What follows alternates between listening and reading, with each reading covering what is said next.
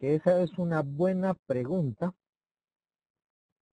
Pero yo me quedo con la tarea de averiguar eso, porque si es algo que no estamos cubriendo en ningún curso, entonces yo busco poner algo aquí, pero es fundamental que ustedes salgan conociendo ese tipo de conceptos. No les voy a decir a un nivel 5, porque eso hasta que uno empieza a participar en un proyecto de esos lo puede llegar a manejar, pero sí por lo menos un 3. Ok. Que un 3 sería, pues sí, conoce lo suficiente, por lo menos la teoría y un poquitito de ejemplos, aunque no lo hayan practicado o hayan participado en un proyecto. Ok, todo eso es fundamental para mucho de todo lo que yo estoy diciendo ahorita. Y todo esto no funciona, y la mayoría de todas las cosas que voy a decir y todo lo que les voy a mencionar hoy no funciona o funciona parcialmente gracias a ese tipo de conceptos que existen a un nivel más bajo de infraestructura. Okay.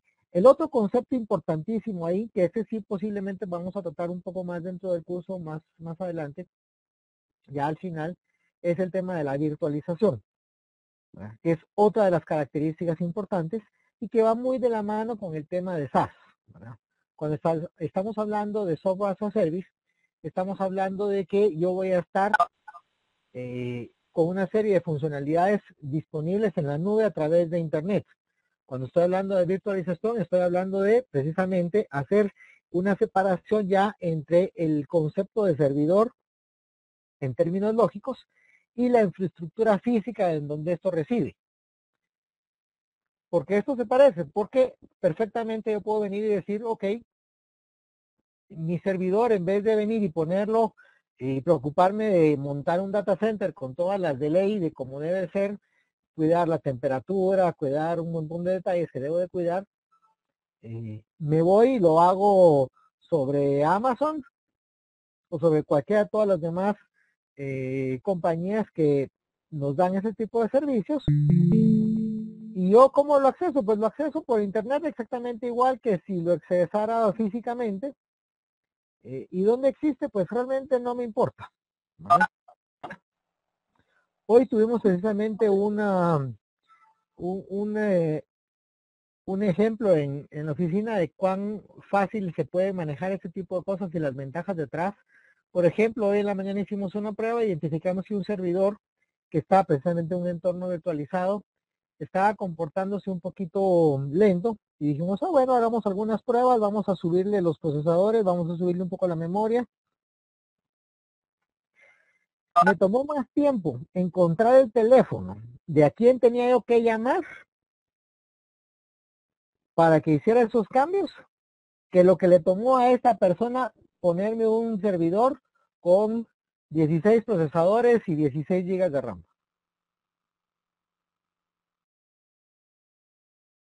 O sea, ese cambio, que fue duplicar la infraestructura que tenía, le tomó, no sé, 2, 3 minutos.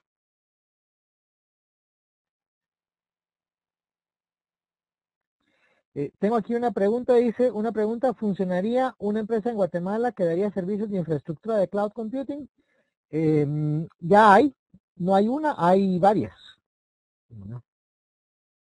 Hay varias. De hecho, yo utilizo varias. Eh, Solo hago una aclaración aquí.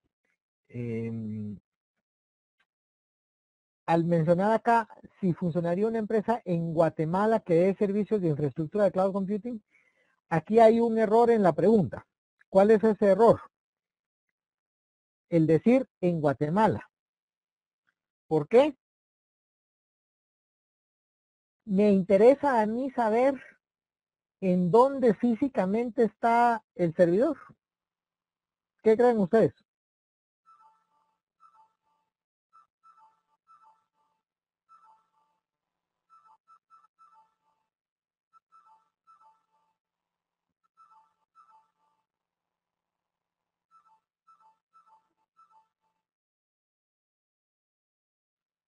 Ok, solo tengo dos sí, a quienes pusieron que sí. Disculpen, pero no, no importa. A quien puso, vamos a ver, debe ser correcto, debe ser transparente para el usuario. Lo que a mí me preocupa es que me den el servicio y físicamente dónde está. Eh, no me importa. Por ejemplo, mi sistema de correo está en un servidor que hace tiempo estaba en Canadá, ahora creo que está en Alemania. ¿Y qué pasó? Pues una vez me mandaron un correo diciendo, mira, vamos a movernos a Alemania. Ah, está bueno, o sea, y a mí qué me importa, pues, mientras siga funcionando. Y solo me dijeron, mira, te vamos a dar más espacio ahora porque nos vamos a mover a Alemania. Ah, perfecto, pues, ¿por qué no se fueron antes? Velocidad de conexión. No, mentira. La velocidad de conexión importante no es la de un data, claro, una compañía que intenta poner un data center y no tiene redundancia en sus comunicaciones y tiene un bajo ancho de banda, pues lo que va a hacer es va a dar un mal servicio. Pero ahí no es importante ese enlace de comunicación como el enlace que nosotros como clientes tengamos a la infraestructura de Internet. Recordemos que aquí estamos conectándonos a una nube, que puede ser una nube privada o puede ser una nube pública, eso sí. ¿A qué me refiero con una nube privada? Yo puedo venir y puedo tener todo virtualizado en Amazon o en cualquier otro de todos los diferentes, las diferentes compañías que existen a nivel mundial, algunas en Guatemala, otras en otros países de la región, otras en el otro lado del mundo y otras que ni siquiera quieren decir en dónde están. El punto es, todas estas compañías están conectadas a Internet y yo me conecto ¿a quién? A Internet. Entonces, a esa nube de Internet es en donde yo me voy a conectar y obviamente yo espero que la compañía, si es una compañía formal, pues tenga un ancho de banda suficiente para soportar los servicios que está dando. Pues normalmente el problema no está tanto de ese lado como del lado de quién se conecta para acceder a esos servicios. Ok. Si la pregunta era si tiene mercado dentro de las empresas que están en Guatemala, yo sí les puedo decir, eh, bueno, aparte de Amazon, ¿qué otra empresa presta Cloud Computing? Hay varias, pero yo prefiero abstenerme de decirles nombres. Si tenemos tiempo, un momento, hacemos una búsqueda y van a encontrar fácilmente 10 más. Sí conozco esa que alguien menciona por ahí, pero hay un montón.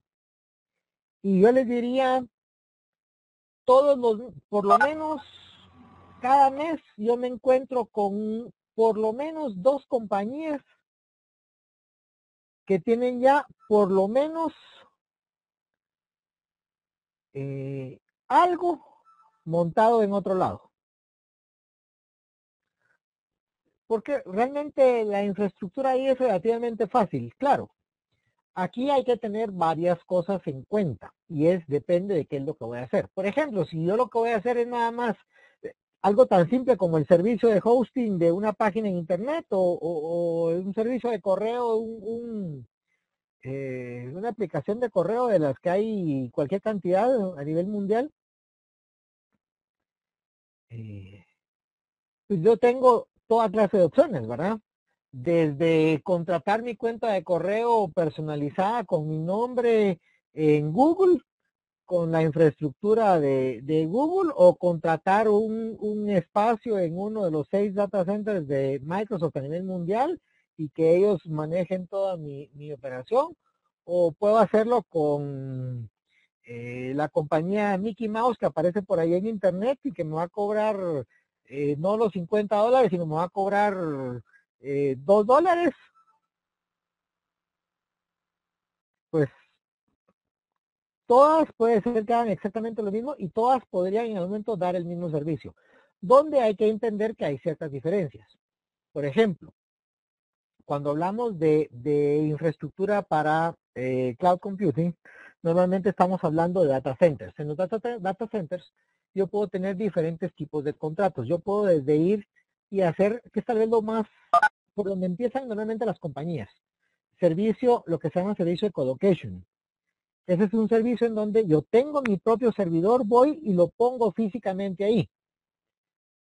Entonces el servidor no es un servidor virtual, no es algo que no exista físicamente, sino yo físicamente tengo mi servidor, voy y lo pongo en un data center y ahí en ese data center lo cuidan de que nadie le haga nada, cuidan de que esté con toda la infraestructura correcta. Ese es el servicio normalmente más sencillo, pero yo diría menos común y hasta de los más caros. ¿Por qué? Porque el espacio físico es más caro que el espacio virtual, ¿verdad? Es mucho más caro tener un espacio físico ocupado que un espacio virtual. Ok. La otra opción importante es relacionada con otro tipo de servicios, como por ejemplo ya el arrendamiento de máquinas virtuales, de servidores virtuales. Y ahí lo que uno debe de tener presente es que existen incluso una serie de estándares a nivel internacional, ¿verdad? Por ejemplo, yo puedo tener data centers, lo que se llama Tier 1, o Tier 2, o Tier 3. Y estas especificaciones a nivel internacional que definen ciertas características mínimas de infraestructura que cada uno de estos data centers tiene. Y además de estas clasificaciones, hay otra serie de especificaciones a nivel internacional, principalmente en la parte de seguridad. Y obviamente un data center que tiene todas las certificaciones internacionales, pues posiblemente me va a dar un servicio un poco más caro que un data center que no tiene todas las certificaciones internacionales, ¿verdad? No es lo mismo venir y que alguien me diga, sí, yo voy a poner tu máquina virtual está corriendo en un servidor con un disco duro de 500 gigas en espejo, o que alguien me diga, sí, está corriendo sobre un servidor que tiene un RAID 2 o RAID 5 o RAID 1, a una compañía que venga y me diga, ok, sí, todos los discos están en RAID 10. ¿Saben qué es RAID 10? ¿Hasta dónde significa un RAID 10? ¿O solo conocen del 1 al 5?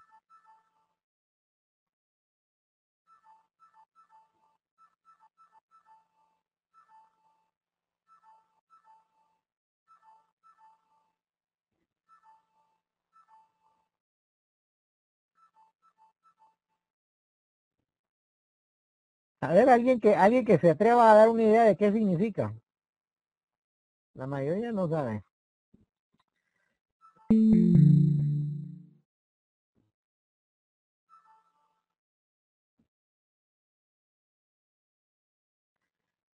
Muy bien, María, efectivamente, el concepto es un nivel mayor de redundancia. Entonces, un RAID 10, si no me falla la memoria, significa que para que yo llegue a perder un dato, me tienen que fallar simultáneamente 14 discos. O sea, al mismo tiempo se me tienen que caer 14 discos. Y perder la información de 14 discos para que yo llegue a perder un byte de información. O sea, no es ni siquiera el tema de, se me cayó un disco, se me cayeron 2 discos, se me cayeron 8 discos, se me cayeron 10 discos simultáneamente, y aún así yo no pierdo absolutamente nada. Es completamente transparente. Todo esto tiene que ver con una serie de características de infraestructura que ya están directamente relacionados con cómo se configura la parte de infraestructura de un data center, ¿verdad? Ahí vamos desde, por ejemplo, poniéndome más del lado técnico de cómo se maneja la infraestructura de virtualización, aunque eso lo vamos a entrar más en detalle más adelante.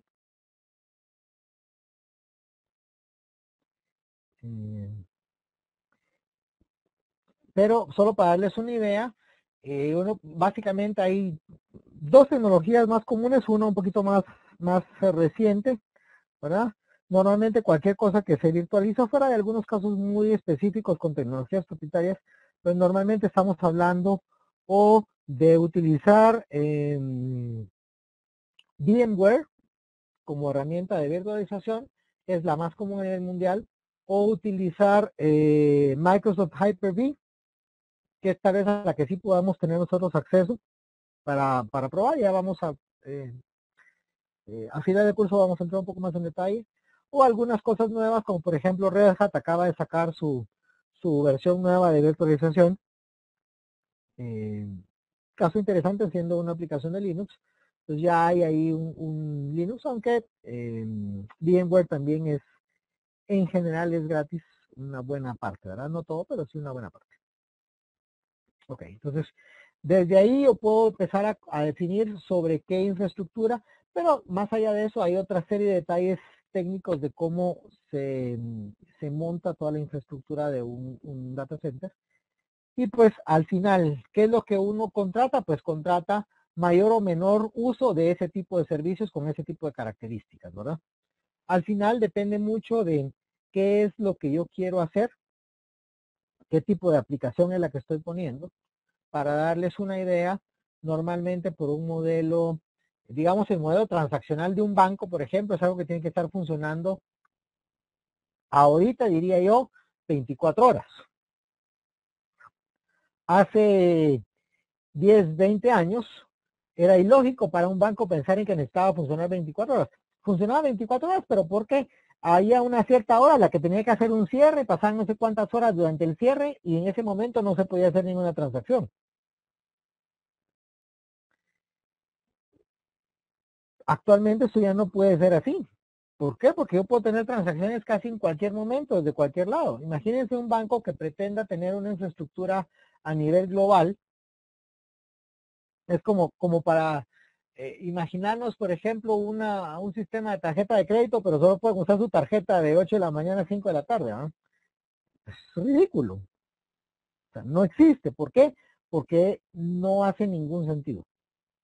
Bueno, entonces, todo ese tipo de características son importantes de entender para saber cuál es el nivel de servicio que uno necesita cuando está hablando de ese tipo de aplicaciones y en dónde las va a mostrar. Ok.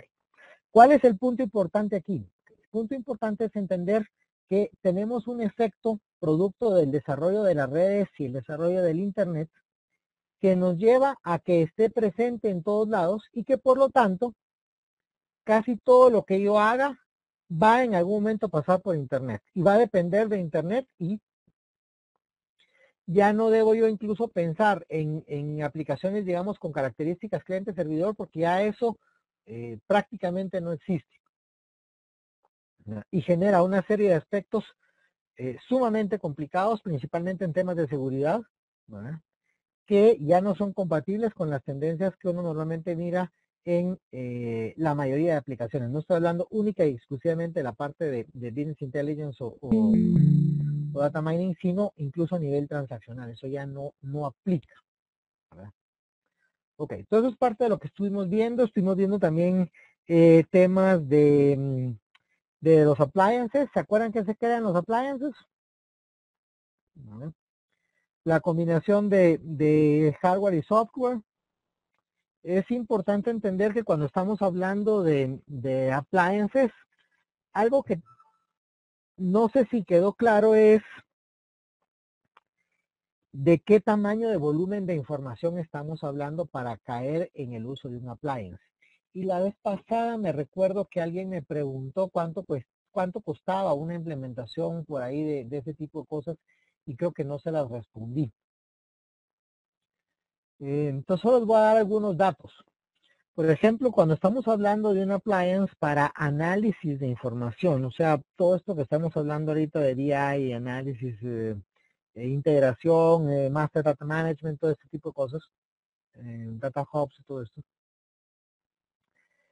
Estamos hablando de compañías que tengan por lo menos para empezar, varios teras de información en su versión más pequeña. O sea, si yo tengo varios puedo pensar en un appliance, puedo empezar a pensarlo, pero todavía estoy en la versión más chiquita. Los appliances normalmente están optimizados para el manejo de petabytes. Solo recordando qué significa un petabyte, es cuando yo tengo 1024 terabytes de información.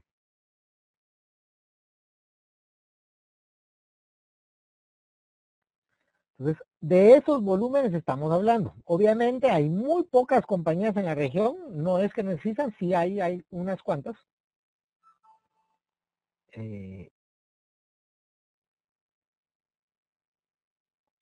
Entonces ahí pues, solo el decir de el tamaño, pues ya eso nos restringe a la mayoría, ¿verdad?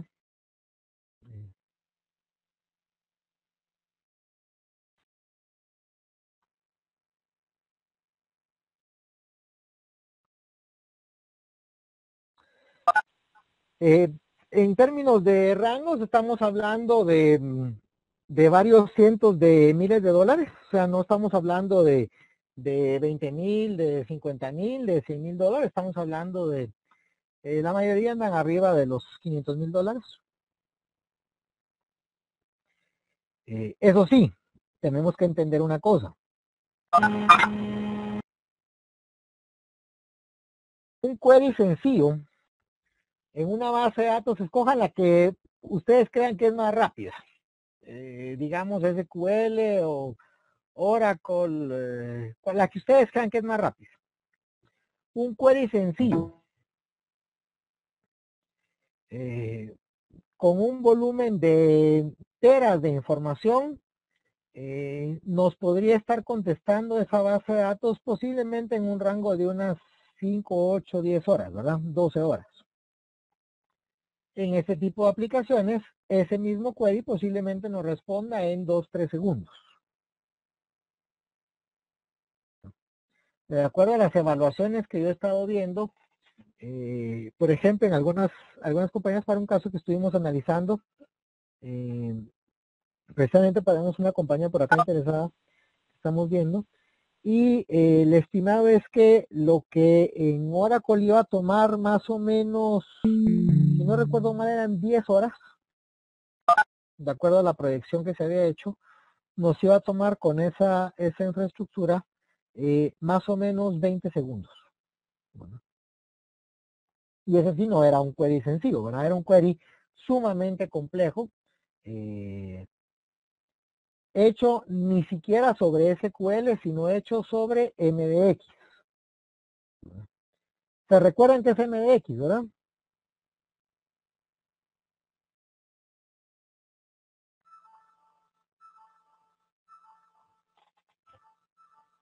Sí. Ah, va. Lo que no me acuerdo es, si han visto todos, si han visto código en MDX o no han visto código en MDX. ¿Sí? Déjenme, eso sí podemos ver así rápidamente, solo para no dejarlo, porque después a mí se me olvida mostrárselos. Déjenme abrir algo rápido. Por aquí debo tener alguna instrucción en MX.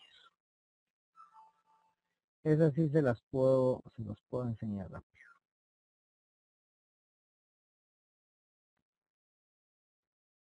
Ok.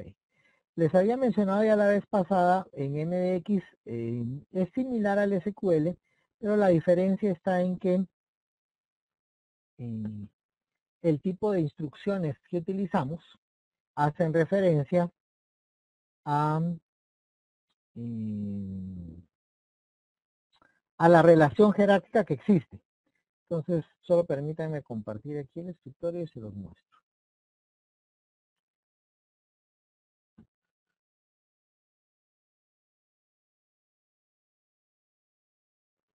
Ok, permítanme, esta es otra cosa de mañana. Ok, aquí estoy.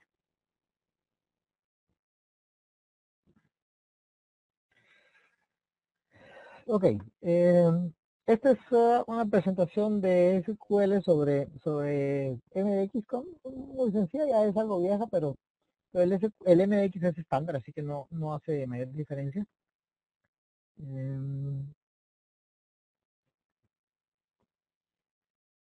Vamos a llegar a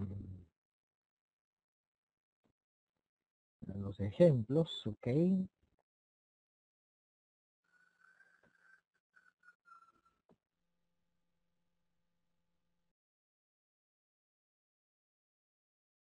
Ok, normalmente una estructura, al igual que en el SQL estándar, en MDX va a tener tres partes. Por un lado, una parte en donde yo especifico qué es lo que quiero, luego otra sección, normalmente viene la primera parte es el select, la segunda parte es el from, para que me dice la fuente de información, normalmente el cubo, un subquery o una vista de un cubo o un subcubo, dependiendo del tipo de herramienta que estamos usando, tenemos ahí varias variaciones y luego una serie de filtros que vendrían siendo como las condiciones del query. Entonces la estructura general es la misma, un select, un from y un query, ¿verdad?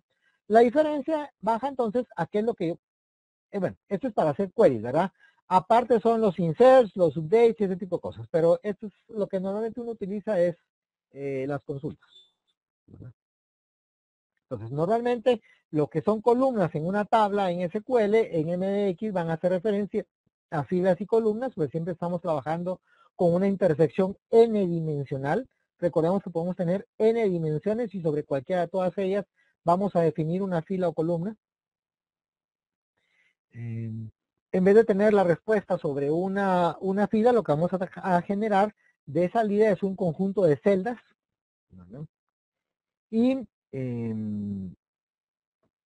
para que lo vean un poco más en concreto,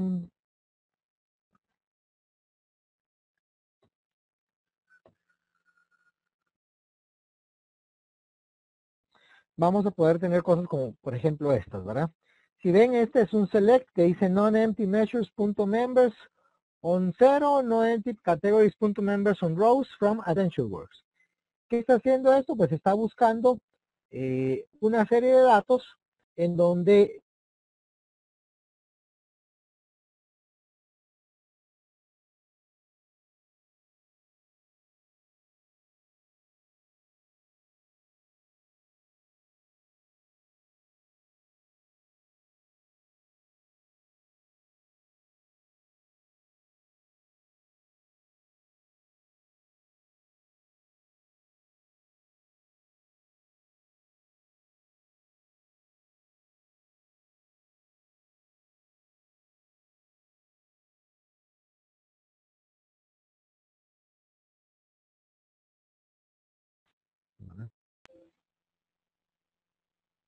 entonces, en este caso, por ejemplo, este query que está aquí, que dice select sales amount on 0, categories.members on rows from AdventureWorks, lo que me va a devolver son todas las ventas de un conjunto de miembros que tengamos, en este caso, como filas. Hay una serie de comandos adicionales que podemos agregar, el order, el head, el top count. Top count es el equivalente a un count, pero sobre el nivel superior, ¿verdad? El filter es equivalente a un where. El cross join es para hablar, es similar a cuando yo hago un join adentro de un join. ¿Verdad? Tengo opciones como el top count, ¿verdad? Por ejemplo, esta instrucción top count customers, 10, sales amount, me da los 10 clientes con mayores ventas. En muchos, este es el tipo de comandos que a veces son interesantes conocer, porque por ejemplo, hay algunas herramientas de consultas de queries que me permiten hacer este tipo de consultas, pero de manera dinámica. Hay otras herramientas que no me permiten hacerlo de manera dinámica. Al hacerlo de manera dinámica, ¿qué significa? Significa que en vez de este 10, yo lo que voy a tener ahí es una variable. Entonces yo le voy a poder pedir al usuario que me diga cuánto es lo que quiere y el query automáticamente me va a devolver esa cantidad de usuarios dependiendo del valor de la variable. Hay otra serie de herramientas que no me permiten interactuar de esa forma con un cubo.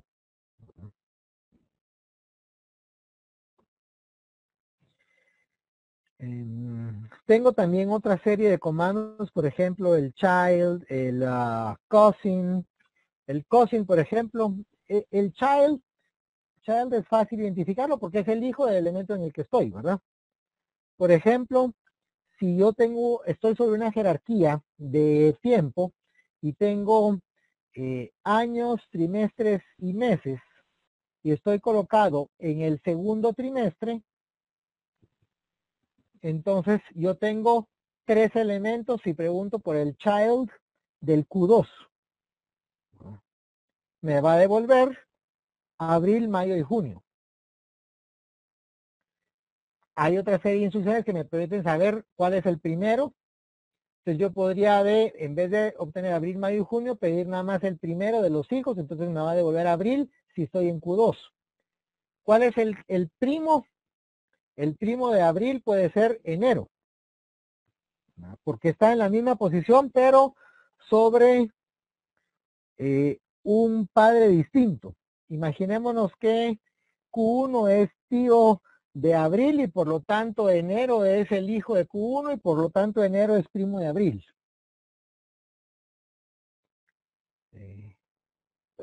Usando un poquito la creatividad, ¿verdad? Más o menos puede uno entender ahí la lógica de cómo se establecen ese tipo de jerarquías. ¿Verdad?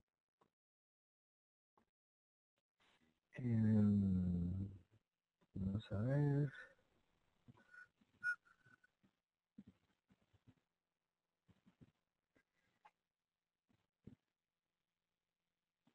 Puedo establecer cálculos, por ejemplo, ¿verdad? Esta que está aquí, ¿verdad? Y dice que es la suma de todos los periodos a la fecha de order quantity, o sea, de una cantidad, dentro de el trimestre actual. Entonces, en este caso, ¿qué hace? Suma todos los elementos, por eso que hace la analogía con lo que en Excel sería la suma de las celdas de la B2 a la B10. En este caso es la suma de todas las celdas de las fechas del calendario en el cuarto actual.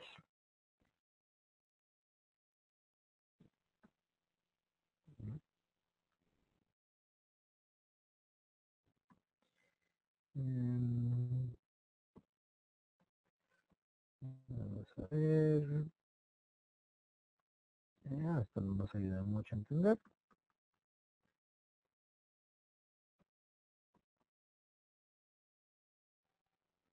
Es una tupla, en este caso, pues hablando de MX, va a ser la combinación de los elementos en todas las diferentes dimensiones. Lo que les decía yo son conjuntos n dimensionales.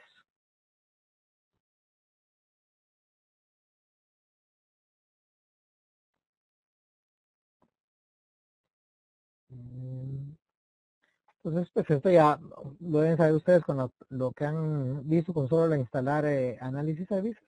Todo este tipo de instrucciones son útiles si ustedes empiezan a trabajar un poco con reporting services, ese tipo de aplicaciones en donde ya voy a establecer y buscar algún elemento en particular.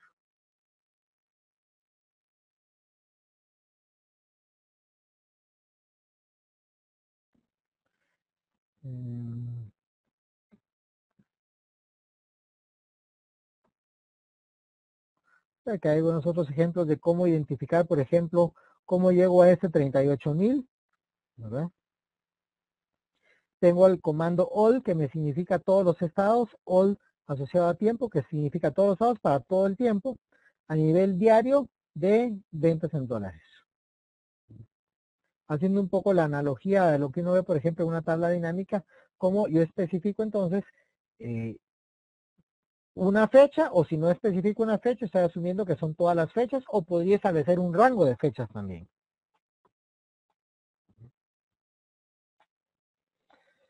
Los mismos los puedo establecer a través de constantes, identificando el miembro actual. Típicamente siempre tengo una posición actual en la que yo estoy, ¿verdad? Y en base a esa posición, todo en MDX siempre es relativo a la posición actual. Entonces yo por eso puedo estar hablando en algún momento del padre de la celda en la que estoy, y entonces me estoy yendo para arriba, es lo que se llama un drill up. O puedo hablar del hijo o uno de los hijos de la celda en la que estoy, entonces estoy haciendo un drill down. O puedo cambiarme a algún otro punto en alguna de las demás jerarquías de las demás dimensiones, y entonces estoy moviéndome entre una dimensión y otra. Pero todo, absolutamente todo en MDX es siempre relativo a la posición actual. La pregunta importante aquí es, ¿y cuando empiezo cuál es la posición actual? Eso va a depender de la herramienta que yo esté utilizando. En muchas herramientas es posible definir cuál es la posición actual al momento de entrar a un cubo, a analizar un cubo. En otros casos, la posición actual es la suma de absolutamente todo, el equivalente a ponerle all a todas las dimensiones y establecer nada más una de las métricas como métrica por default o la primera de ellas a veces se toma como la métrica por default. Obviamente no me hace sentido sumar métricas, así que las métricas nunca en ninguna herramienta se suman, salvo que yo la configure mal, pero ahí todas las herramientas me permiten trabajar métrica por métrica, pero las dimensiones por default todas se suman. Entonces yo tengo todos los valores de todas las dimensiones para una métrica en particular como posición inicial.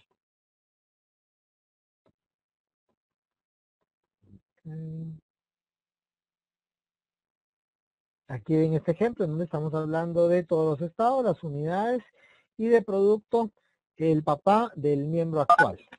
¿Verdad? Por eso dice de la dimensión de product, el current member parent, o sea, el papá del miembro actual.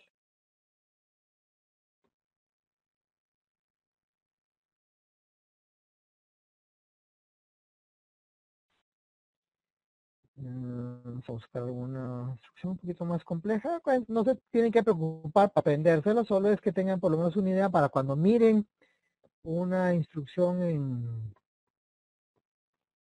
MDX. Recordaba, tenía más aquí. Déjenme ver.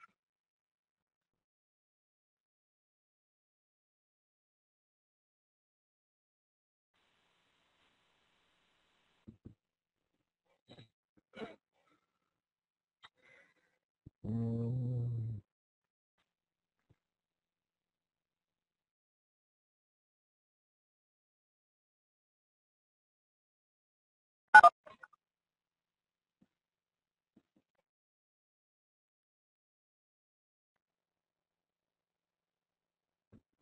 ok. Hay otro lenguaje que no es MDX, sino es DMX, que es muy parecido. Aquí es donde están algunos ejemplos un poco más grandes. Por ejemplo, este Select. La diferencia es que el DMX es para data mining e incluye comandos como este, prediction join, que no existen en un MDX estándar. ¿Verdad? Todo lo demás es MDX estándar. ¿Verdad?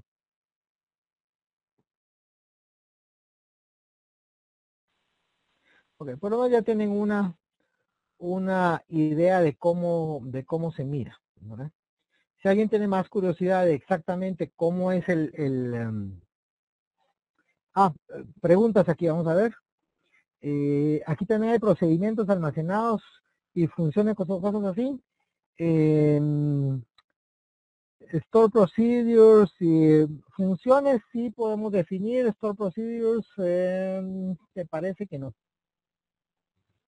Al final, bueno, sí, no, sí hay cosas parecidas que podemos hacer. O sea, podemos programar casi como lo hacemos con el SQL, sí. ¿Verdad? Y casi todo lo que hacemos en SQL lo podemos hacer, sí. ¿Verdad? Precisamente eso se hace normalmente para construir los cubos. ¿Verdad? ¿Qué es lo que pasa? Normalmente, ok, pregunta cuál sería mejor utilizar XML o DMX. No hay opción. Si yo estoy trabajando con un cubo, lo que tengo que usar es MDX. DMX es específicamente para data mining. Y los motores de bases de datos lo que soportan es MDX. ¿Que puedo traducirlo casi todo a XML? Sí, pero lo que funciona, es como decir, puedo sustituir el SQL por XML, son cosas distintas. ¿Vale? Okay. A lo que iba es, normalmente lo que vamos a utilizar o lo que hace sentido utilizar es las instrucciones de consultas de queries contra un cubo. todas las herramientas que manejan cubos, digamos, yo no voy a, o muy rara vez, y yo diría, no conozco nunca ningún caso porque es algo muy complejo y complicado de hacer y sencillamente es tan complicado que no se hace. Querer venir y decir, yo no quiero utilizar análisis services para que me genere el cubo, sino voy a escribir yo todo el código en MDX. ¿Se puede hacer? Pues sí, sí se puede. Pero para eso existe el wizard de análisis services.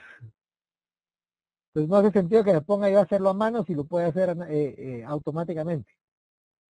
Y ahí se hacen los inserts, ahí se hace todo. ¿Qué es lo que me toca a mí después hacer más comúnmente manualmente? Consultas específicas. Claro, si yo quiero ir y modificar alguna celda en particular, lo puedo hacer, sí lo puedo hacer y puedo escribir insert, update, delete, un montón de cosas, pero tengo que tener muchísimo cuidado. Porque si no lo sé hacer, le agrego problemas de integridad al cubo. Y si le agrego problemas de integridad al cubo, después a la hora de usar consultas, pues no me va a dar los datos correctos, ¿verdad? Es tan simple como si yo hago mal el inserto, el delete no administro correctamente cómo almaceno una información, pues después las consultas no van a funcionar, ¿no?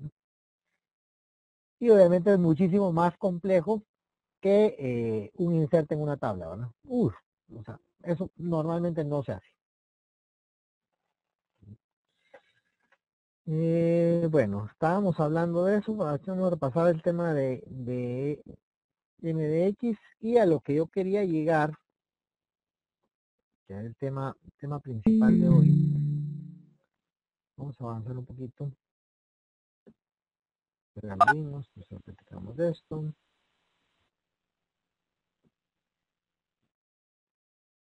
Ok, aquí nos quedamos la vez pasada. La parte de Master Data Management o Data Governance o Data Quality. Aquí hay que entender varias cosas importantes. ¿Cuáles son esas cosas importantes? Bueno, primero, hay una serie de conceptos que muy fácilmente se confunden. El primero es el de MDM o Master Data Management. Y se confunde principalmente con Data Governance. Y son dos cosas completamente distintas. Cuando hablamos de Data Governance, estamos hablando de la política detrás de un proceso, estamos hablando de la estructura organizacional y de procesos. Cuando hablamos de MDM, estamos hablando específicamente de tecnologías que voy a implementar, de aplicaciones o programas específicos que yo voy a implementar. Entonces uno es como la versión técnica de cómo lo voy a hacer y el otro es como la definición conceptual y filosófica de lo que yo estoy queriendo hacer. Ahora, ninguno de los dos por sí solo me va a servir. Entonces yo debo entender primero el concepto general y ahí tengo 5 aspectos claves que tener presente. El primero es, al final, simplificando todo, estoy hablando de construir un repositorio único de la información. Todos ustedes me pueden decir, ¿y qué diferencia hay entre eso y un data warehouse? Yo les diría, casi ninguna. La única diferencia obligatoria puede ser que en un repositorio único yo no estoy obligado a manejar un modelo multidimensional, un modelo estrella. ¿Que se recomienda hacerlo así? Sí. Pero no necesariamente. ¿Por qué? Porque acuérdense que ya habíamos platicado en la clase pasada de que yo tengo diferentes formas de acceder a los datos. Por ejemplo, si yo voy a utilizar una aplicación que maneja cubos en memoria y que no utiliza ningún tipo de bases de datos, Entonces al final a mí no me va a interesar porque no me va a hacer diferencia en mi tiempo de respuesta si yo normalizo o desnormalizo la información. Pero si yo no estoy utilizando un modelo en memoria, si no voy a utilizar, por ejemplo, cubos en análisis services, entonces sí me va a hacer diferencia si yo vengo y desnormalizo y construyo un modelo estrella o un modelo Snowflake para almacenar la información, en vez de dejarla en un modelo relacional. O puedo tener una parte en un modelo relacional y otra parte estructurada en un modelo estrella. Sí, puede ser completamente válido. Entonces, el concepto detrás de Master Data Management o Data Governance es, yo voy a construir, voy a integrar toda la información en un punto en donde exista ese dato como la única y válida fuente de información. Y ese es el concepto detrás de todo esto. Puede ser que yo venga y no sea uno, que sean dos, tres puntos en donde yo concentro la información y por un lado tengo una información concentrada en una cosa y por otro lado tengo otra información concentrada en otra cosa. Eso es perfectamente válido y es parte de este mismo concepto. Siempre y cuando yo tenga datos distintos en cada uno. O sea, por un lado tengo que hacer información de productos, por otro lado tengo información de clientes y cada uno de ellos está bien definido con todas sus reglas de calidad e integridad, aunque yo los tenga en bases de datos distintas, en servidores distintos, en aplicaciones diferentes. Pues sí, si me quiero complicar lo puedo hacer así. Lo importante es que cuando yo quiera una información haya una única fuente de información. Y esa única fuente de información es ese repositorio único o data hub, se le ha llamado muchas veces. Instante Oracle le llama data hub.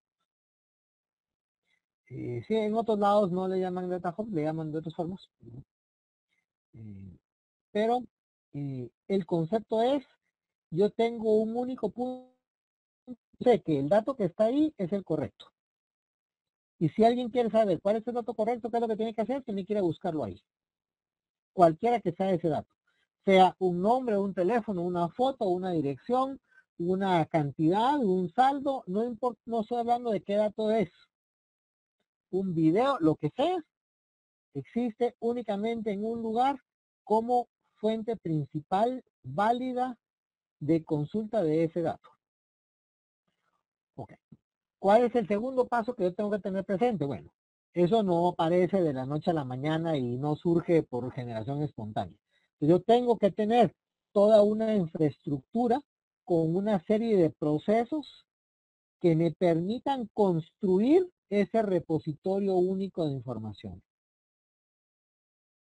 Y aquí voy a tener cualquier cantidad de aplicaciones que pueden ser desde aplicaciones como por ejemplo Integration Services de Microsoft, ¿verdad? Hasta aplicaciones específicas. Oracle, por ejemplo, tiene una serie de aplicaciones específicas para hacer exactamente lo mismo que hacemos con Integration Services. O aplicaciones mucho más complejas como por ejemplo, déjame recordar cuál es la número uno aquí en este punto. Se llama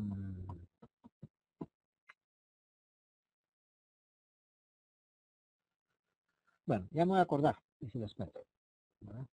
Pero la idea pueden ser desde stored procedures programados manualmente para llevar los datos de un lado a otro y asegurarme que lleguen a donde deben llegar con una sola condición. Y es el punto 3. Cada dato antes de llegar a ese punto central debe pasar por un filtro de calidad.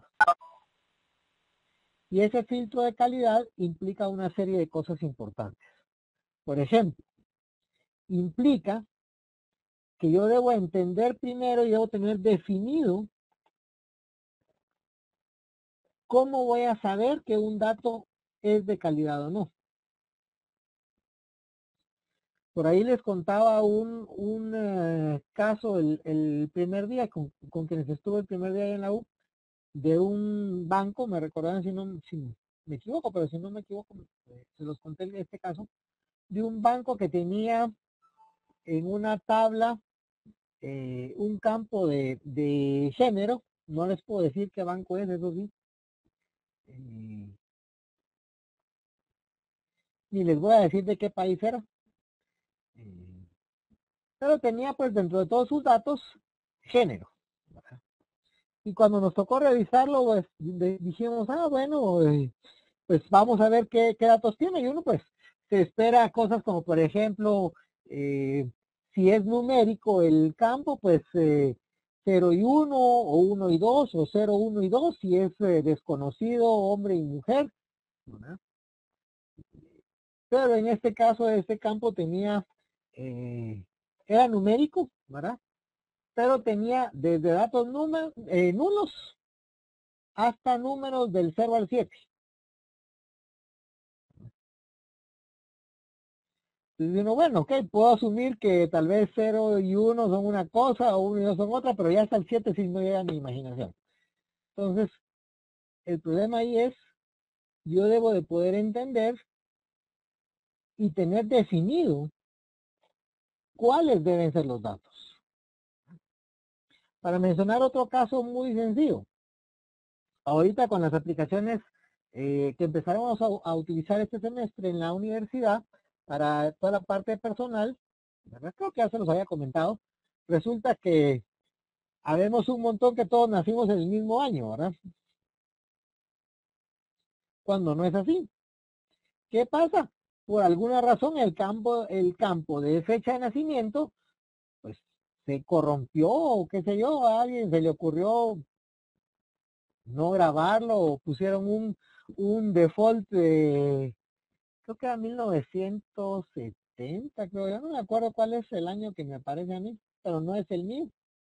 Eh, Angélica tiene el mismo año que yo, nacimos, ahora resulta que nacimos juntos, y así un montón de los profesores en la escuela, todos nacimos en el mismo año.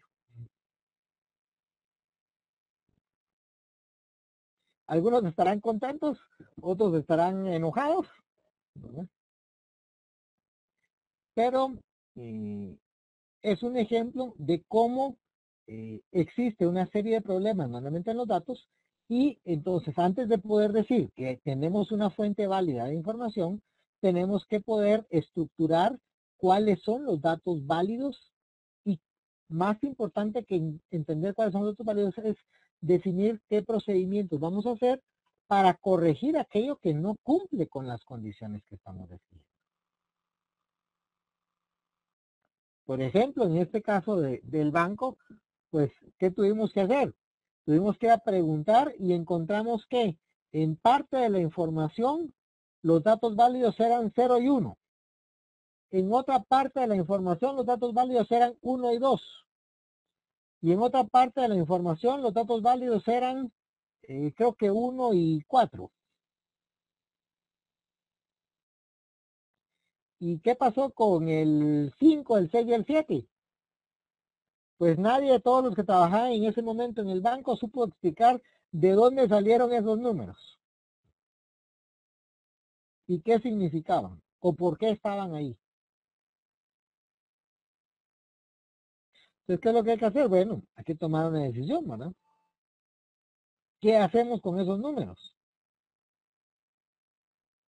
Primero, ¿cómo integramos de manera correcta los sistemas? Porque ahí se dieron cuenta que en una oportunidad, por ejemplo, otra de las cosas que notamos ahí, ¿verdad? Lo mismo que con la facultad. Teníamos como 100,000 personas que todas habían nacido el mismo día. ¿Por qué? Porque sencillamente había habido un error en uno de los procesos de carga de información, en un proceso de migración entre una aplicación y otra, como 10 años antes, y como en ese momento no les interesaba la fecha de nacimiento, pues sencillamente nunca lo corrigieron y todas esas personas se quedaron equivocadas. ¿Cuál es el problema? El problema es que el banco en ese momento tenía serios problemas porque no sabía algo tan simple como cuál era la edad de una persona para saber si podía o no darle crédito. Entonces ahí el banco tenía serios problemas a nivel de una serie de procesos internos e incluso aspectos legales por los errores en sus datos internos. Uno asume que los bancos tienen datos correctos, ¿verdad?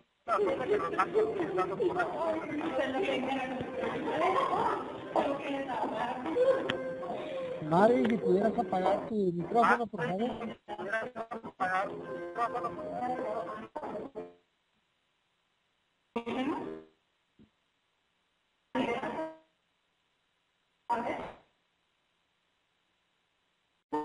Ok.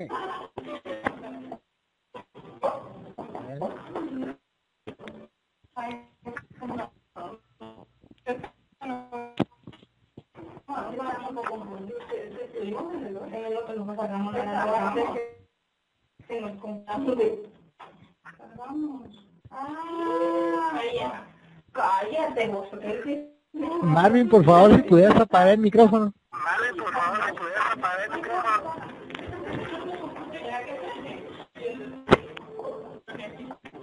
Lo sacamos.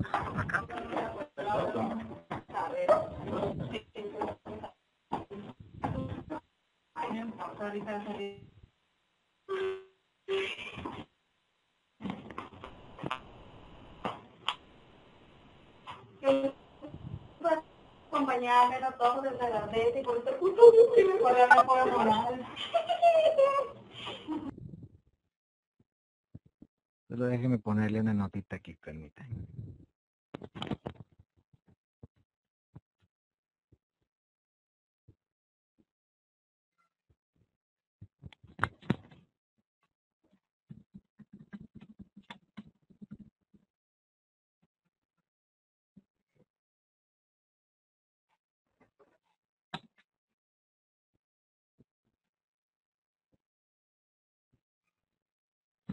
Ok, sigamos.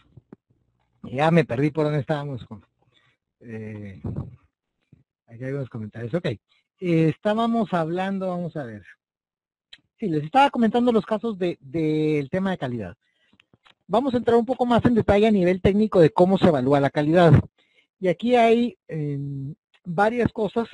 No voy a entrar en detalles técnicos hoy. Espero más adelante les voy a dar toda una demo completa sobre cómo funcionan las aplicaciones de Data Quality, es lo que significa DQ. Y solo les voy a dar un resumen así muy sencillo.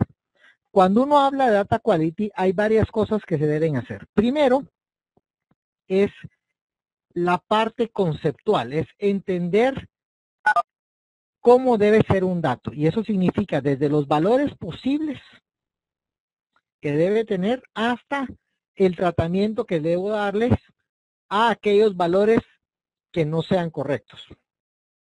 Por ejemplo, si es una fecha, saber, ok, puedo o no tener fechas inválidas y qué voy a estar haciendo con todo ese tipo de casos. Y al mismo tiempo saber, bueno, cuáles sí son los valores válidos. Cuando se hace una evaluación de calidad, normalmente hay una serie de aplicaciones muy específicas, perdón, que nos ayudan a este tipo de actividades. Esas aplicaciones normalmente no son herramientas sencillas y lo que hacen es una serie de actividades que normalmente van en tres sentidos. Por un lado, lo que se llama perfilado de datos. ¿Qué es el perfilado de datos? Es poder agarrar una base de datos y empezar a evaluar una serie de estadísticas, como por ejemplo, el decir, agarremos ese caso que les decía del código de género que iba de 1 a 7. Entonces puedes venir y decir, bueno, sobre esa tabla, en ese campo, tenemos tanto por ciento de registros inválidos o nulos y tantos registros con números del 0 al 7. Y si yo quiero más detalle, que me pueda decir, bueno, De esos del 0 al 7 resulta que hay un 85% entre 0 y 1, un 15% entre 1 y 2, o de 2, por ejemplo, y un 5% entre 3, 4, 5, 6 y 7. Pues si estoy haciendo un análisis sobre un campo de fecha, poder venir y que me diga automáticamente la herramienta, bueno, mire, hay tantos registros, resulta que de su base de datos tiene un 20% con la misma fecha.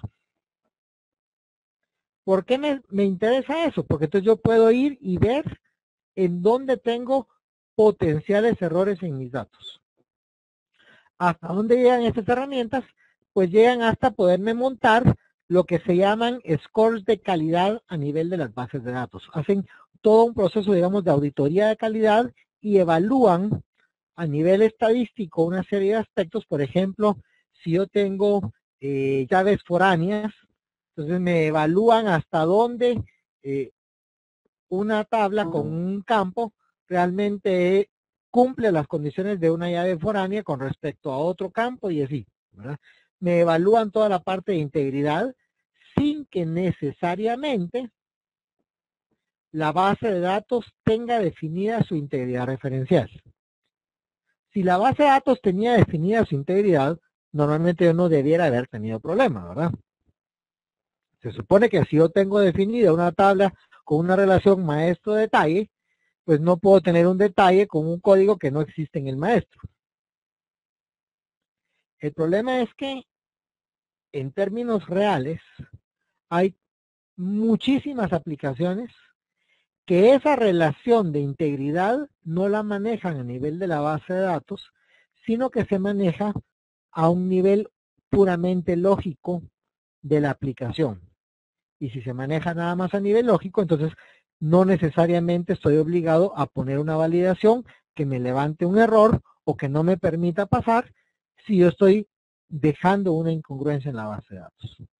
Claro, si yo de cero y lo voy a programar todo, pues eso es muy sencillo. Pero si estoy hablando, por ejemplo, hay compañías grandes, ni tan grandes, pero importantes en el país, que tienen 17 bases de datos distintas en aplicaciones y plataformas completamente distintas. Y resulta que entonces tengo yo 17 tablas distintas con códigos de clientes, cada una con una codificación distinta, con llaves distintas y con condiciones de ingreso distintas y validaciones distintas. Pues ahí es en donde nos topamos con los problemas, ¿verdad? Si yo todo lo estructuro en una sola aplicación y muy fácil, yo defino mi integral, pues seguro lo voy a tener bien. Si yo agrego todas mis validaciones de, no permito que si es un código de fecha, pues que obligo a poner una fecha válida, pero normalmente la situación real no es así.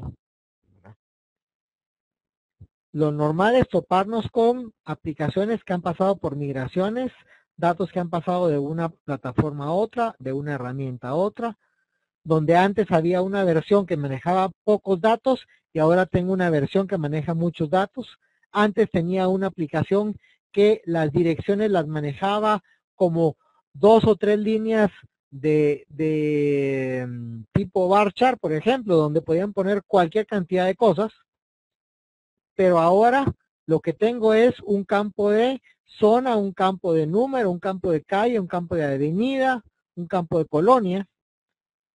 ¿Cómo hago para integrar esas dos aplicaciones? ¿Cómo parto una dirección escrita en un campo de texto libre en cuál es la dirección, zona, casa, avenida, calle que corresponde?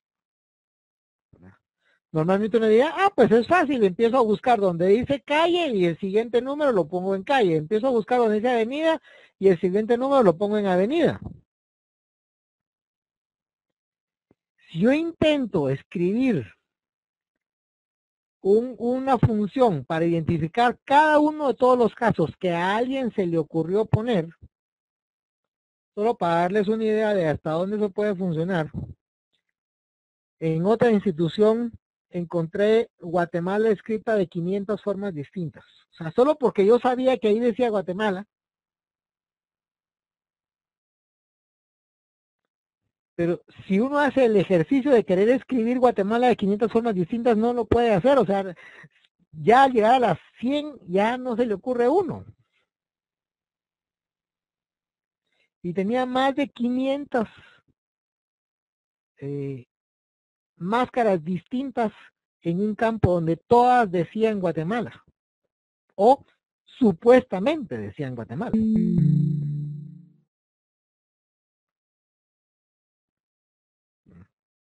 Y eso era dentro de una base de datos de más o menos unos... ¿cuánto tenemos ahí? Teníamos como unos 700,000 registros. ¿Verdad? Y dentro de esos 700,000 registros, habían 500 formas distintas de escribir Guatemala. Entonces ahí, imagínense escribir 500 procedimientos solo para convertir cada uno de esos casos mal escritos a la versión correcta de Guatemala. Eso no se puede programar. Entonces, ahí hay otra de las herramientas específicas detrás de las aplicaciones puntuales de Data Quality. Todo este tipo de aplicaciones ya tienen funciones específicas, muchas de ellas utilizando inteligencia artificial para entender e interpretar, ¿verdad? Desde cosas como, por ejemplo, cuáles son los nombres de hombre, cuáles son los nombres de mujer, para entender en un campo de texto abierto, entender cuál es la calle, cuál es la dirección, aún reconociendo que en nuestros países, y ahí Guatemala es en donde más avanzado estamos. De hecho, la municipalidad ya en Pagua lleva ya un trabajo bastante avanzado de mapeo para identificar qué direcciones existen, por lo menos a nivel de la capital. En el resto del país, todavía somos de la región el país más ordenado en términos de sus direcciones. Pero estamos años luz de cómo funciona en otros países. En otros países, normalmente las entidades de correos tienen tablas específicas y aplicaciones donde uno puede entrar y consultar y automáticamente saber si una dirección existe o no existe. Eso no existe en nuestra región. Entonces, normalmente depende uno de aplicaciones muy específicas para ir interpretando toda esa información. A veces se topa uno con casos complicados, por ejemplo, Costa Rica en una oportunidad tenían una serie de codificaciones en el equivalente a la cédula y a la hora de hacerlo crecer y agregarle números, le agregaron números en medio. Entonces se topaba uno con problemas en donde habían números aparentemente repetidos, pero porque habían variado, porque ahora tenían ceros en medio. Dependiendo de la fecha en la cual se había hecho una lectura de un código, uno tenía que interpretar cuál era el correcto o no. Entonces, todo ese tipo de cosas complican un poco a veces el análisis de los datos y por eso es que hay aplicaciones con funciones específicas para interpretar toda esa información. Y eso es parte de lo que entra en esa evaluación de calidad, ¿verdad? Estas aplicaciones, aparte de la parte de perfilado, de la parte de generar scores y la parte que nos permite interpretar información compleja, como el caso de las direcciones o los nombres, poder entender, por ejemplo, cuando dos personas son las mismas o no, entender casos curiosos, por ejemplo, en una oportunidad nos topamos en un proyecto con dos personas, no me acuerdo el nombre exacto, mismo primer apellido, mismo segundo apellido, mismo primer nombre, que sí recuerdo que era María, segundo nombre diferente, misma fecha de nacimiento, misma dirección y número de cédula uno a continuación del otro. Si uno no configura bien ese tipo de herramientas, fácil puede decir, ah, pues es la misma persona, pero se equivocó, tal vez tenía tres nombres. Y en el primer registro aparece el primero y el segundo, y en el segundo registro aparece el primero y el tercero. En este caso se trataba de dos hermanas, que ambas tienen, obviamente, por ser gemelas, ¿verdad? Nacieron el mismo día, las dos tienen el mismo primer nombre, obviamente tienen la misma dirección, obviamente la misma fecha de nacimiento, y fueron a sacar su cédula juntas, y por lo tanto tienen dos números correlativos. Entonces es un ejemplo del tipo de casos que uno tiene que poder entender e interpretar de manera correcta para identificar qué sí es lo mismo y qué no es lo mismo, ¿verdad? O encontrar que por otro lado, si en un registro aparece Luis A. Vettorazzi y en otro aparece Luis Alberto Vettorazzi, pues posiblemente sí sean el mismo. Entonces es parte de las herramientas que andan dentro de esa área. Okay. Un punto adicional es, ya pasando al punto 4, entonces no sé si hay alguna pregunta con el tema de Data Quality.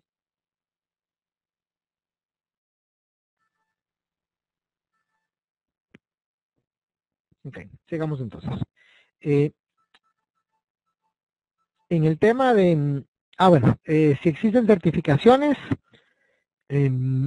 no es posible hacer ningún tipo de certificación al respecto, porque el proceso de calidad de datos no es un evento puntual, sino que es un proceso. Es muy buena pregunta. Al ser un proceso, ¿qué significa? Significa que yo nunca, ¿verdad?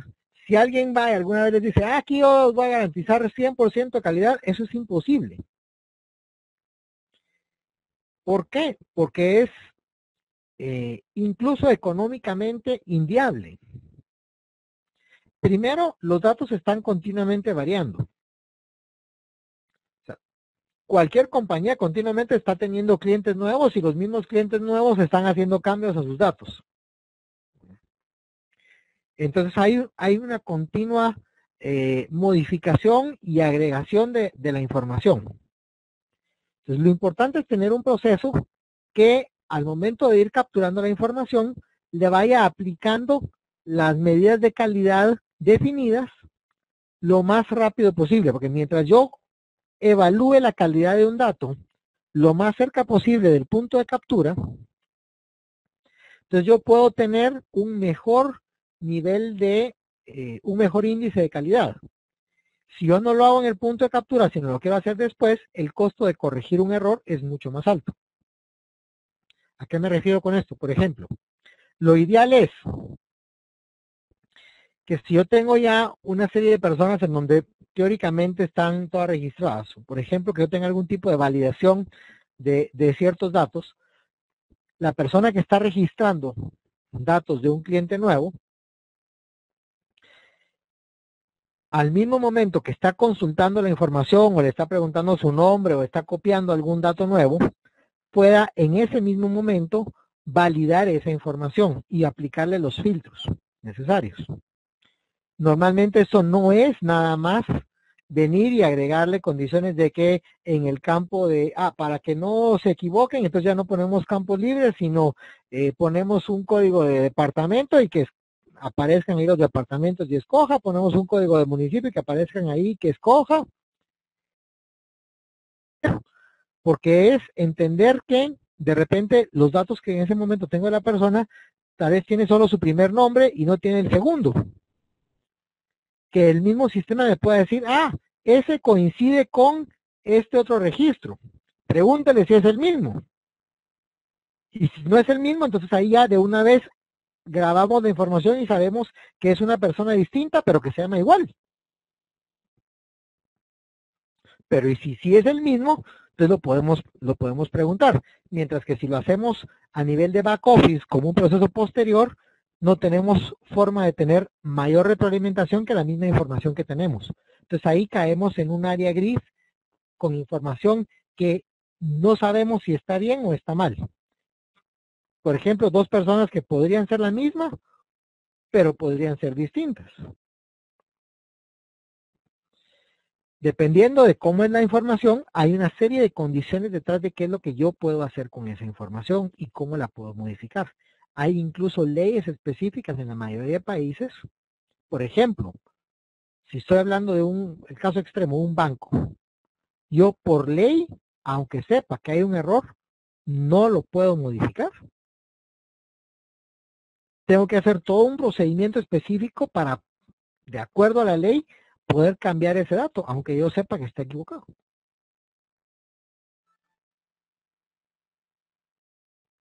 Entonces, hay un montón de detalles detrás del cuidado de la información, detrás de qué es lo que yo puedo consultar, detrás de, ok, tengo la potestad de venir y si tengo una duda, ¿verdad? Sacar, por ejemplo, una lista de registros que no estoy seguro y poder poner a alguien que llame a la persona y le pregunte para completar la información que faltó, por ejemplo, ¿verdad? O esto es algo imposible de realizar o es demasiado caro hacerlo, ¿verdad? Y entonces no me interesa. Entonces puede ser que sencillamente, pues sí, yo sepa que hay dentro de mis 100,000 nombres que tengo ahí registrados, que hayan un montón, sería mal dicho, dentro de los 100,000 clientes que yo tengo registrados, decir, tengo 1,000 que no sé realmente cuál es su dirección. Puede ser que ese sea un margen de error aceptable. No es lo mismo decir, de los 100,000 registros tengo 1,000 malos, que decir, de los 100,000 registros tengo 10,000 buenos.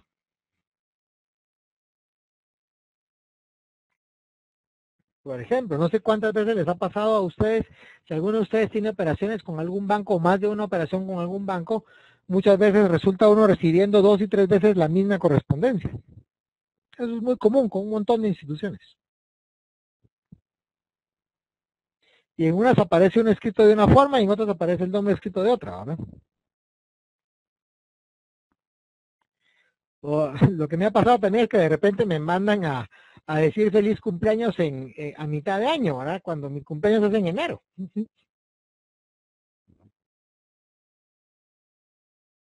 A mí me da risa porque ya sé dónde está el problema, ya sé, bueno, cuando tenga tiempo los voy a visitar para explicarles cómo se hace. Pero para muchas personas incluso es delicado.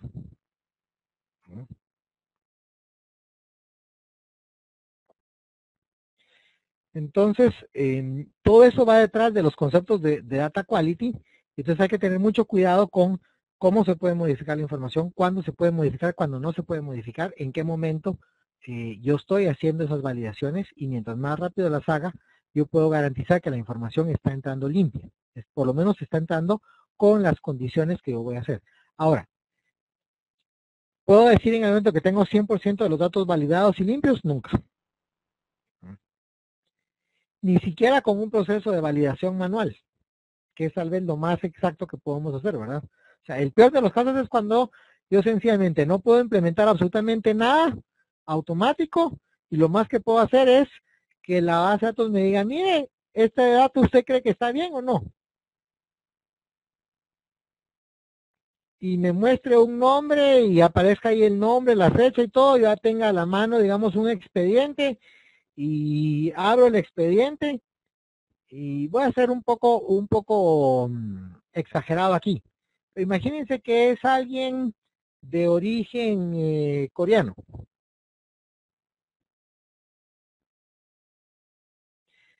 ¿Puedo al momento de leer el nombre saber si es hombre o mujer? Pues no. O sea, aunque yo esté viéndolo, pues no, igual no tengo idea.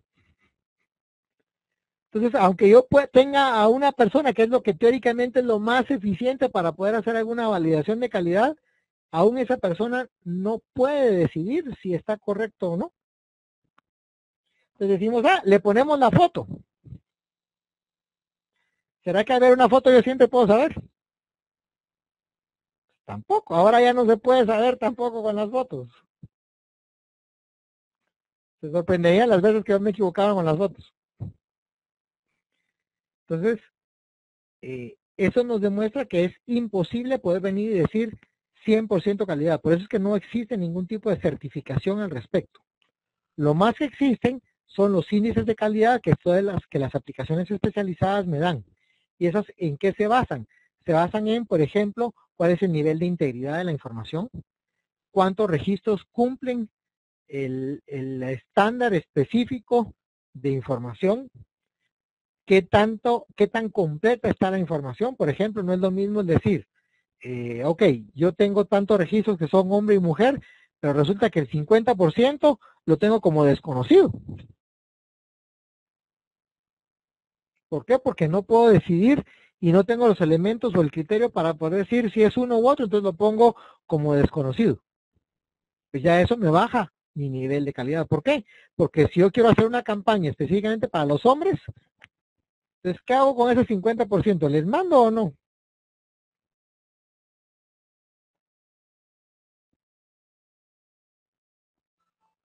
Ya que la mayoría de los que están en clase son hombres, entonces, imagínense, por ejemplo, que una compañía como ahora lamentablemente por con fines comerciales, ahora incluso de manera ilegal hay cualquier cantidad de tráfico de direcciones de correo, por ejemplo. ¿Cómo se sentirían que de repente les lleguen ofertas de productos específicamente para mujeres?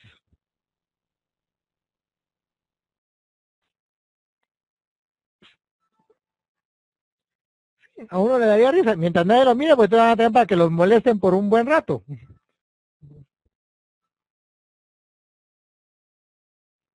Ahora, dejemos el efecto que tiene en el cliente, ¿verdad?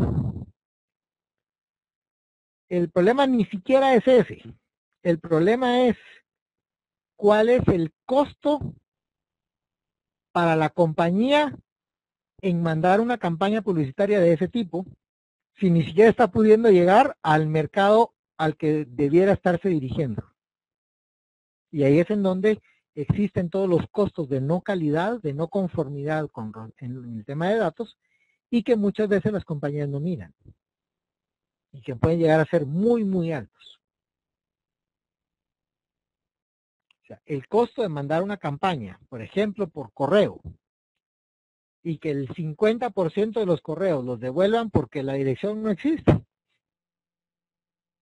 ¿Cuánto de pérdida es eso? Ok. Entonces, ahí vamos precisamente a la importancia de concentrar los datos de acuerdo a ciertas reglas de calidad. Ahora, ¿quién define esas reglas? ¿Quién maneja todo eso? Eso es parte del tema de Data Governance. Punto nada más antes de Data Governance, yo muchas veces puedo agarrar toda la información y puedo enriquecerla o ampliarla o validarla con información externa. Eso no es muy común en nuestro medio de la manera correcta. Es común hacerlo aquí de la manera incorrecta. ¿Cuál es la manera incorrecta? Para darles algún ejemplo. Se topa uno que de repente aparece en su correo información de cualquier compañía X. Y la pregunta que se hace uno es, ¿de dónde sacaron mi dirección de correo?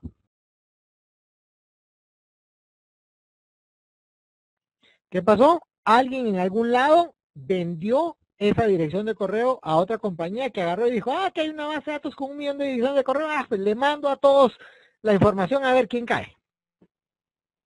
Puro spam.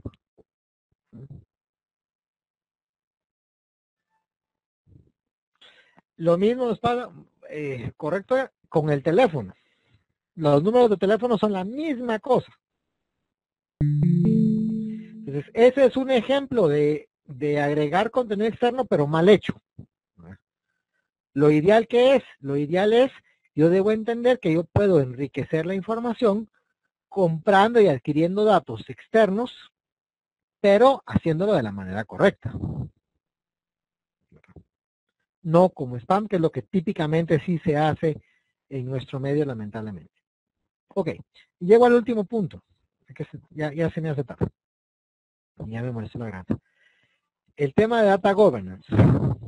Sí, perdón. Un ejemplo. Ejemplo de cómo se hace de la manera correcta. Déjenme pensar, vamos a ver. Algo de la manera correcta sería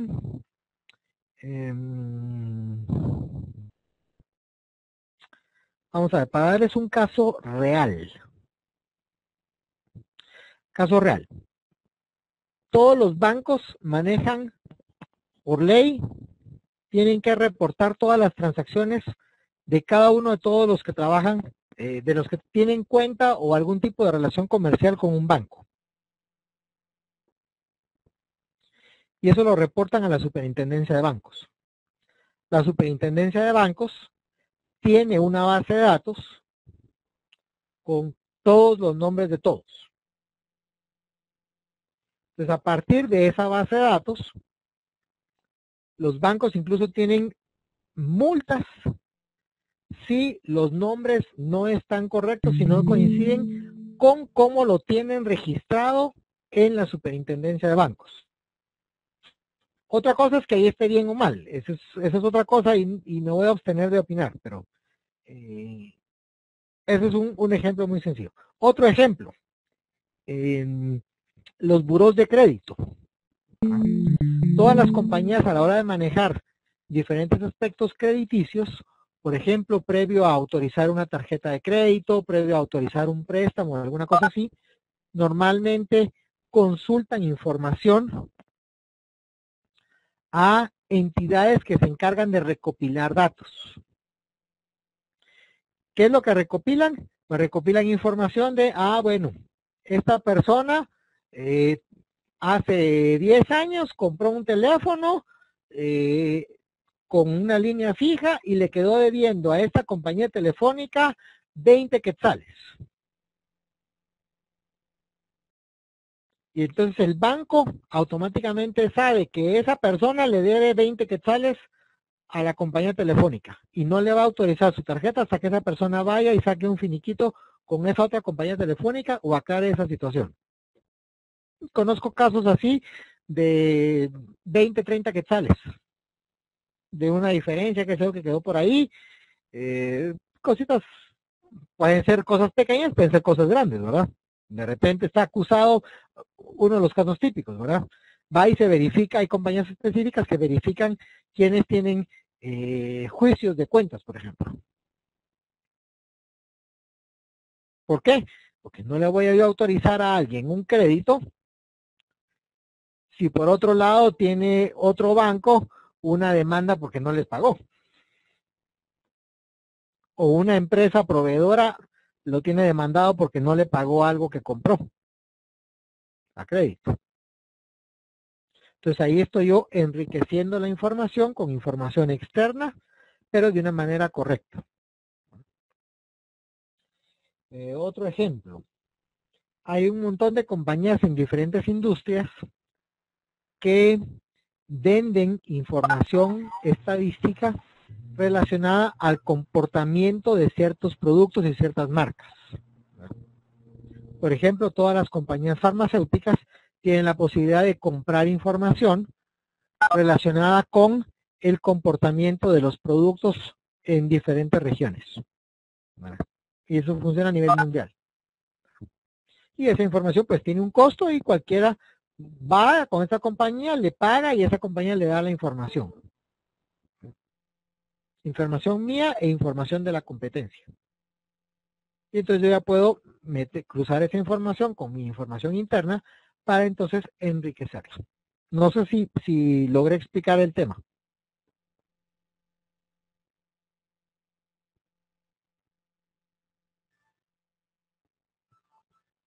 Ok. Bueno, el tema de Data Governance, la última parte. Cuando hablamos de Data Governance, de lo que estamos hablando realmente es de cómo voy a administrar yo todo esto.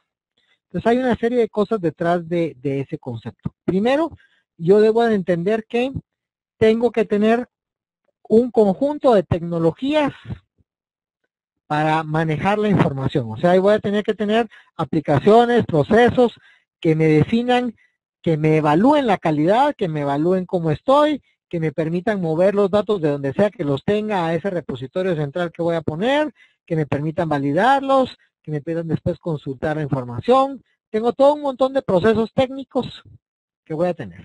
Esa es una parte. Y esa, por muy compleja que sea, es la parte más fácil. La parte difícil está en dos cosas. las personas y los procedimientos que voy a definir para administrar eso. ¿Eso qué significa? Significa que para cada dato que existe en la compañía, yo debo de tener un único responsable. Eso significa una única persona que es quien define exactamente qué está bien y qué está mal con ese dato. Es la que define las políticas y es la que administra y cuida que ese dato se mantiene correcto. Esa es la persona que, cuando aparece en algún proceso un error, debe de definir en base a las políticas cuál es el mecanismo correcto para corregir esa desviación que haya en la calidad definida. Obviamente, si esto lo tengo que hacer para cada dato, normalmente no voy a tener una sola persona y muchas veces voy a tener una persona por cada área de información, ¿verdad? Porque muy difícilmente, por ejemplo, alguien de finanzas me va a poder ir a decir si la información de marketing es correcta o no y cuáles son los parámetros de calidad que me van a decir si esos datos son correctos o no. Voy a necesitar alguien que conozca la lógica del negocio detrás de cada dato. Entonces yo no voy a tener al final una sola persona, sino voy a tener un equipo de personas. Normalmente se le llaman data stewards. Haciendo un poco la analogía, un steward es la azafata del avión, ¿verdad? Solo que en este caso, no estamos hablando de azafatas o, ¿cómo se dice en masculino? No son los aeromosos, sino son las personas responsables sobre cargo. Gracias, ese es el nombre que no recordaba. Son las personas responsables de cuidar que durante todos los procesos que pasa ese dato, desde que entra a la compañía, durante todo el ciclo de vida, porque los datos tienen también un ciclo de vida, ¿verdad? Ese ciclo de vida me dice en qué momento un dato entra a la compañía, en dónde va a quedar, qué modificaciones puede sufrir y cuándo lo voy a sacar y lo voy a guardar a donde ya no me sirva y por qué razón lo voy a desechar. Durante todo ese ciclo de vida, esa persona, ese data steward, va a cuidar y a definir que ese dato siga por el proceso que debe seguir y cumpla las condiciones que debe cumplir. Entonces, esto implica una serie de cosas bastante más complejas detrás de cómo resuelvo los inconvenientes, cómo cuido que los procesos se cumplan y cómo de manera proactiva busco incrementar el nivel de calidad de los datos. Esta persona es la que me va a decir, ok, está suficiente que yo tenga un 95% de datos de direcciones correctamente interpretadas o un 80% o tengo que llegar a un 99%. ¿Por qué? Porque es la persona que va a poder ponderar el costo de cada punto de calidad que yo quiero subir versus el trabajo y el significado en términos de negocios que esa información tiene. Algunos datos son más importantes y por lo tanto van a tener más valor y me voy a preocupar más de cuidarlos, otros tienen menos valor y por lo tanto puedo yo tolerar un margen de error mucho más grande. El problema no es cuál es el margen de error, el problema es alguien tiene que definir ese margen de error y cuidar que se mantenga o se mejore o se sigan las políticas que se definan. Entonces, esta es tal vez la parte más compleja de todo este proceso.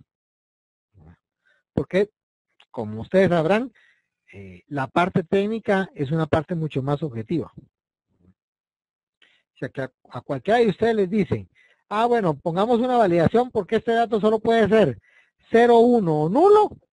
Pues eso es muy fácil de poner en una base de datos o poner un procedimiento, poner una alarma cuando no se cumpla. Eso es muy sencillo. El problema es quién va a definir ese punto y en dónde lo voy a ir a poner.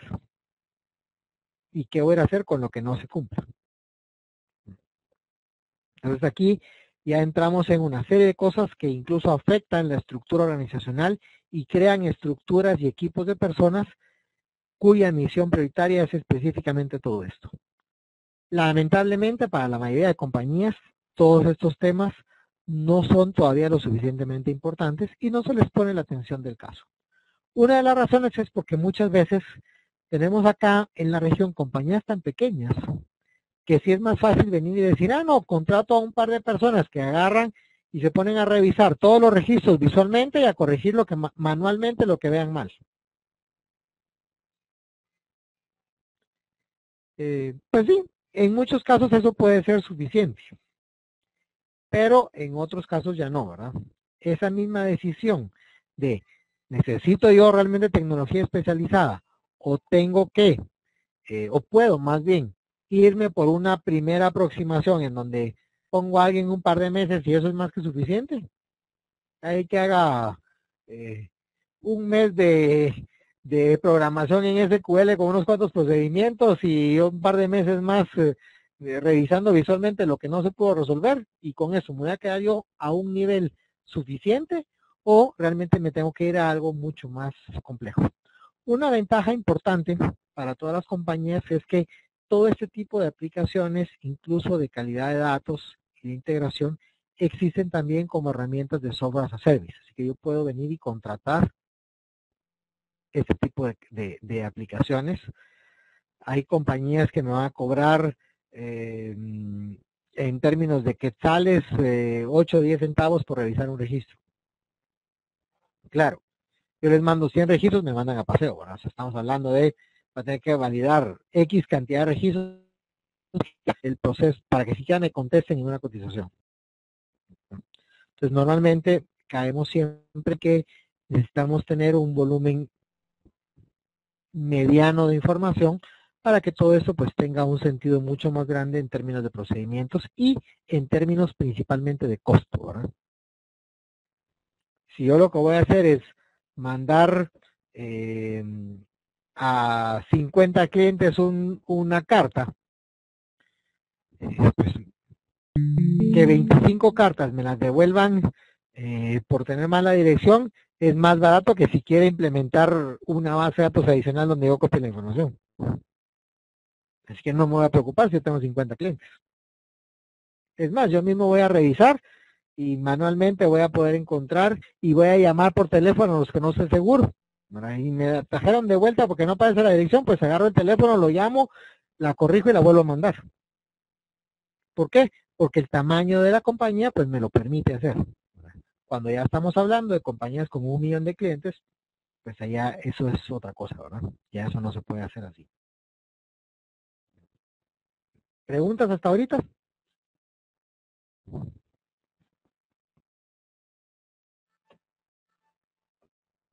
¿Ninguna? Ok. Bueno, ese era el tema principal de hoy. Me queda un tema más dentro de todo lo que les quiero mencionar y es lo que se llama el análisis predictivo, ¿verdad? Aquí, esta es una de las tendencias especiales. Realmente, la tendencia aquí es a que yo ya no voy a hablar de Business Intelligence, sino como les había dicho por ahí, vamos a hablar más de Business Analytics. ¿Cuál es el título que tenía aquí al principio? Quiero recordarme.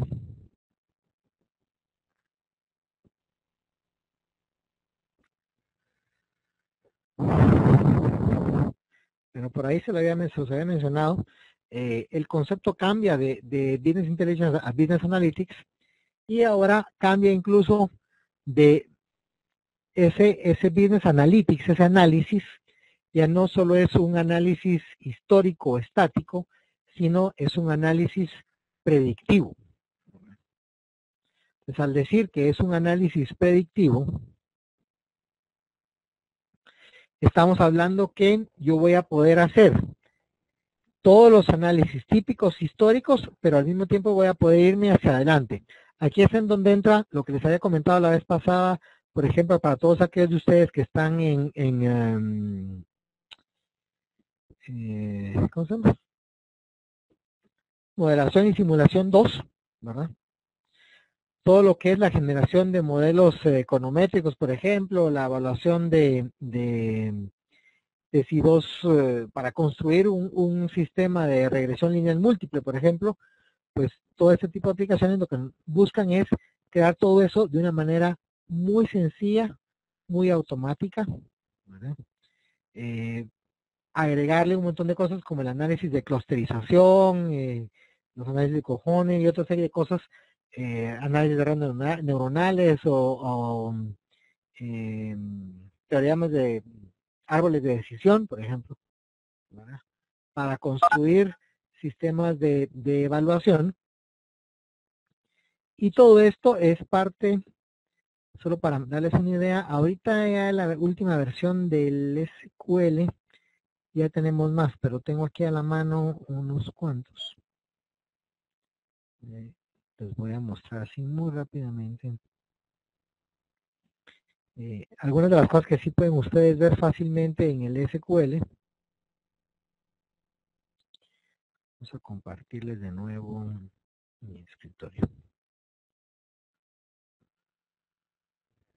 Permítanme. Y ya con esto voy terminando.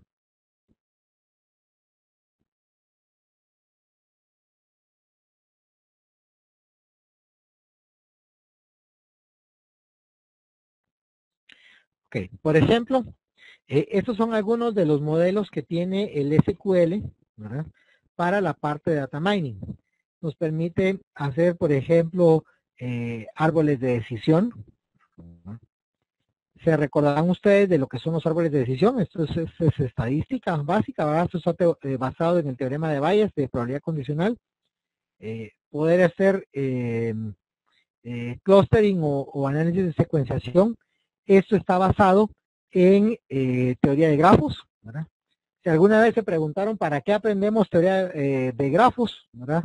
Eso es ¿qué? Álgebra de cómputo, si no recuerdo mal. Bueno, es para construir, es la base teórica detrás de la construcción de este tipo de modelos. Toda la parte de clustering y los modelos de asociación también están basados mucho en ese tipo de cosas, solo que aquí ya se combina un poco con lo que es una red neuronal, pero no completa, porque ya tenemos diferentes pesos en las asociaciones, entonces ya podemos establecer asociaciones más fuertes, asociaciones más débiles, ¿verdad? Y por ahí podemos ir creando agrupaciones. Esto se ve más en psicología, pero aplica también conceptualmente a la creación de modelos de data mining. La parte de series de tiempo, que esa la verán en moderación y simulación 2, ¿verdad? Como uno de los elementos importantes. Toda la parte de regresión lineal múltiple entra por ahí, ¿verdad? O la parte de naive Bayes como teoremas también basados en la parte de probabilidad condicional para la evaluación de, en este caso, aspectos de segmentación y agrupaciones. Entonces, estos son algunos de todos los que existen. Hay muchísimos más. De hecho, yo les voy a enseñar algunas herramientas un poco más avanzadas. Les voy a mostrar principalmente CPSS, la parte de modeling, no la parte de, que posiblemente algunos de ustedes conocerá que se debe usar en la universidad, que es la parte de estadística. Yo les voy a mostrar la parte más avanzada, que es donde se maneja todo lo que es data mining, ¿verdad? Pero eso es otra clase a la que todavía nos hace falta llegar, ¿verdad? Lo que sí quería dejarles de una vez la idea es, esto es parte de lo que ahorita son las tendencias importantes, ¿verdad? Que aplican a toda la parte de análisis.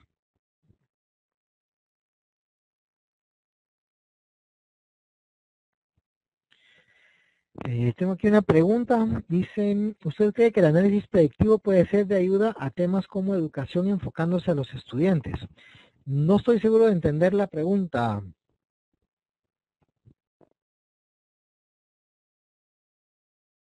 El análisis predictivo, ok, en cuanto a su rendimiento a futuro, sí es posible, ¿verdad? Eso sí, eso es un análisis es de los más sencillos.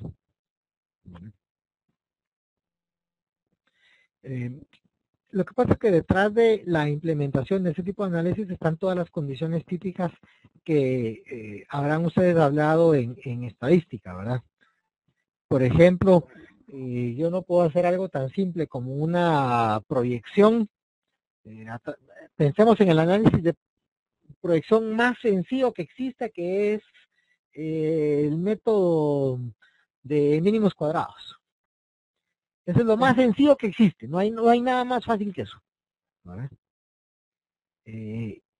¿Cuál es la condición básica para poder aplicar mínimos cuadrados? Pues por lo menos tengo que tener una buena cantidad de datos históricos, si no, no puedo establecer la relación entre esas dos variables, entre la variable dependiente y la variable independiente. Ok, alguien puede decir, pero estadísticamente puedo hacer correcciones, sí. ¿Verdad? Si yo no puedo aplicar una distribución normal, vamos a ver cómo andan ustedes en estadística. ¿Qué hago si yo tengo pocos datos y no puedo aplicar una distribución normal? ¿Qué hago?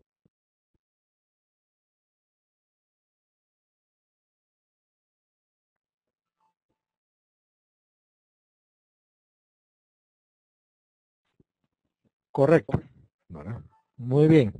La T de student es una aproximación a la distribución normal. Muy bien a Albino y Walter que me contestaron relativamente rápido. Para todos los demás hay que recordar y refrescar un poco los conceptos estadísticos. Acuérdense que la T de student, la distribución normal es una campana de Gauss, ¿verdad? En cambio la T de student es un poco más gorda al principio, crece digamos más rápido y luego se extiende más hacia la derecha, más lenta, va bajando más lentamente. Entonces se puede considerar como una aproximación a la distribución normal cuando yo tengo pocos datos en modelos de una cola. En modelos de dos colas es un poco más complicado.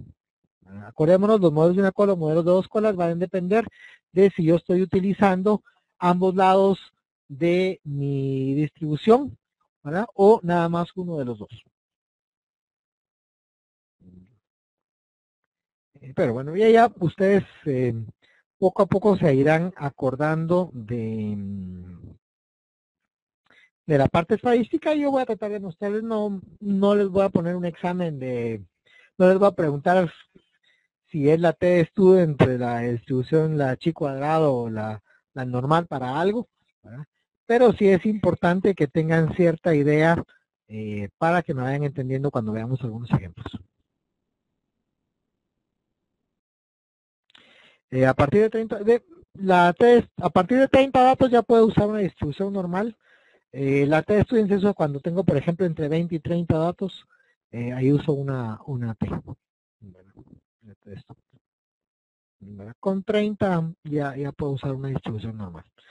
Claro, al final todo esto depende mucho del caso particular que estoy analizando para saber si 30 es mucho o es poquito, ¿verdad? Esas ya son las particularidades de cada modelo. Pero a lo que iba es entonces, todo esto no se queda nada más en análisis histórico, sino va hacia adelante. Y esa es la parte importante, la parte nueva, con algunas cosas adicionales que vamos a agregarle, que les voy a ir mostrando en la próxima clase. Okay. ¿Alguna pregunta hasta ahorita?